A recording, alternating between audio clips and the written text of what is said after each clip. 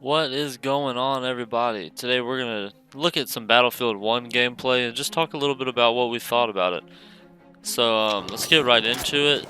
The environment for this map is very well done. I feel like all the flags are set up in proper positions, and I don't feel like anything is out of place necessarily. Maybe E is a little too far down south. You'll see here in a minute when I die. I'll point it out to you, but maybe it's a little too far down south. I think there's two vehicles there, and if that's the only one your team holds, then it can be kind of rough to run all the way across the desert. So you can see E way down there in the bottom. It's two horses and two planes, my bad. But yeah, so it's a little far away, but I guess it makes it a bigger map sniper and whatever. You can snipe people from there or snipe people that are there from up here, from up north.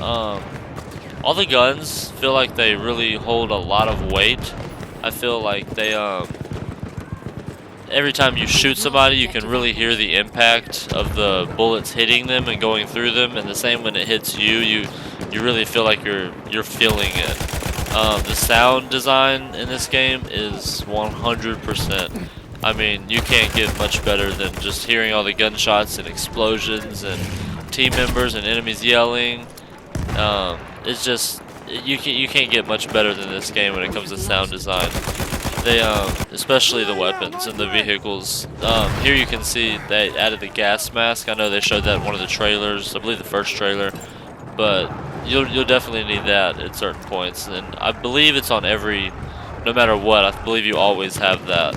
It's just a button press of T. I'm not sure on the on a controller, but you just press T, pull out the gas mask. But when you're in the vehicles, I feel like the vehicles are really well done. They all feel heavy. Kind of what I would assume a vehicle would sound like, or I mean, sorry, sound would feel like when you're driving one. I've never driven a World War I vehicle myself, but they all feel heavy and they feel not necessarily hard to drive. They're definitely easy to drive, but they feel like there's definitely a weight to them. All the guns in the vehicles shoot really well, and they sound heavy as hell. I mean, they sound like you're really firing some heavy weapons. The horses are a lot of fun to ride. I have some footage here in a few minutes of some horse riding. It's a lot of fun. You get a sword and you can just mow people down when you ride by them. I didn't fly any planes because I am not good at flying planes in Battlefield. I'll just be straightforward with you. But as you can see, I did sit in the back of one. And shooting the gun at other planes and people on the ground while the pilot is flying is just it's an amazing experience. I mean, you really feel like you're flying a plane in World War I and your life is in danger. But the Jeeps also feel really well. I mean, they got machine guns in the back, so I believe 3 people can be in a Jeep. Some of the tanks only one person, and some of the tanks are 2. I think there's one tank that is either 4 or 5. I believe there's 5. You can see it right here, actually. I guess I should have waited to say that. But yeah, I mean, just driving through the desert, over the hills, over the sand dunes, and it just feels really cool. I mean, it feels like it's a lot of fun. Not many games have done something to this caliber. I don't think, even other Battlefield games. But one of my only complaints is how long it takes to revive. So that you can see there, I even waited to hit revive for a few seconds, and it's still another maybe 10 seconds or so. And I get it, they don't want just a constant stream of everybody dying and being right back into the combat. But at the same time, I just feel like it takes a little too long. I don't know, I felt myself sitting in that menu and just waiting a lot of the time. But see, here's some of the horse gameplay.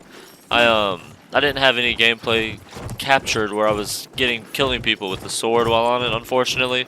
But I obviously, as you can see, I did get some footage of me riding it. And it feels really well done. I mean, it feels like you're riding a horse. I don't think they took any shortcuts with anything in this game, quite honestly. The destruction is very well. You can see the big giant holes in the buildings. The destruction is very well done. I think everything is destructible. I mean, even the ground. If you shoot the ground with like a mortar shell or like, I don't know, throw a grenade even, like it'll leave a pretty big indentation in the ground. There are some bugs and glitches occasionally. You can see here in a second, I'll shoot a building here in a second, you'll see a guy floating in space, basically. They're pretty few and far between. I've had some problems with connectivity, but it is a beta, so I mean you're gonna have that, especially on the first day where most of my problems were consistent. So yeah, overall the game is very well done. I don't like how there's only one map, but you know, it's a beta, so, and Rush is a lot of fun as well, even though I'm only showing Conquest on here. But so if you have an Xbox One, PS4, or PC, I would definitely check this game out. I'm having an incredible time with it. It's great. Thank you.